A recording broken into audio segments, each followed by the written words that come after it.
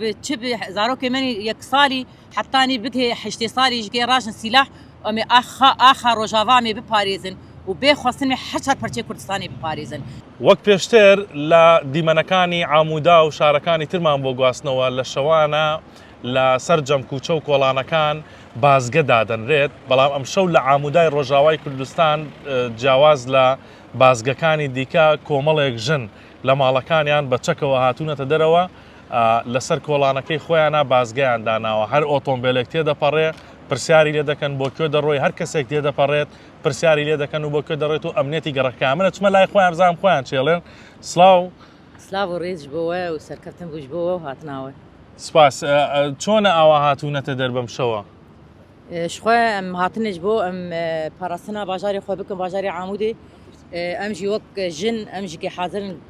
کێلەکە شەروانی خۆ لە کێلەکە زارۆکێ خۆ ئەم زارۆکێ خۆ بتەنێ ناهێلن ئەمێژی کێلەکەوان بن پێشیان بنجیکێ ئەمێ وڵاتی خۆ بپارێزن ji bo nagot dijmin êrişî welatê me neke êrişî zarokê me neke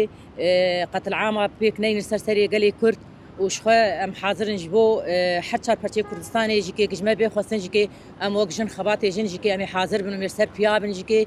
û çi bê xwestin jî kê em ê hazir bin car de em soza xwe neh dikin li vê qada pîroz qada jina azad ji xwe bi navê hemû jina em xebatê hemû jina em dibêjin em ê li ser piya bin ام بان دولتي نام نتوي دكن قلي كرد ام روجافا نبتنيجي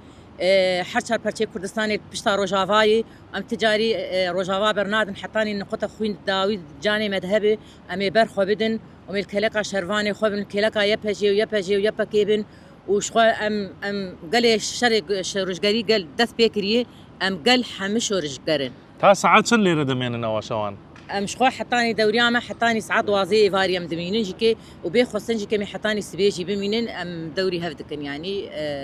لسرفي اساسي دوري ددن هفدو يعني ام سرفي اساسي خباطي دكن وشخوا ام حاضرن جيكي الشر كيدا كي بيخوستن جيكي مي هر البيشا جبهيج مي باراتني بكن ام تموداني ام حاضرن باشا پەیامی تۆ چییە بۆ ژنانی باشوور لەوێ زۆر پشتگیری ژنان لە ڕۆژئاوا دەکەن ام بان حشر برچه كردستاني دكن نتني باشور باكور باشور روجلات روجافا ام بان حمجنا دكن ام جيت بيجن ونجي دنگي خبك هين جيهاني بتهواي لسر بيابن ودنگي خبلين بكن بام دعوة كردستان كب آزاد سر بخدكن بانغاوزي امش خو يك گشتكي كردستاني يك زماني يك اخي يك ولاتي بانغاوزي ام ابش خو ام بان حموجنا دكن ام بان دولتنا نتويجي دكن ام جوار بيجن يعني شعبي خناقرن قهي خناقرن شيار بن إيريش سر روجافا زاروكي روجافا قتل دكن بي شيرماني قالي كوباني إيروش خو إيريش سروان كرن 4-5 كتج مالكي هاتن شهيد خستن زنبي فان زاروكا چي بي آفماني بي شيرماني بي خوارن ماني شهيد كتني أو زاروكي بتوچك زنبي آنچن ناف برفيدن شهيد كتني بي خوارن ماني خاتون تۆ هەر خۆت چەکت هەڵگرتووە یان پیا و منداڵ زارۆکت هەمویان چەکیان هەڵگرتووە ام شخو مراشتي تشكم حاضرن زاروك بتشبه زاروكي مني يك صالي حتاني بكي حشتي صالي جي راشن سلاح امي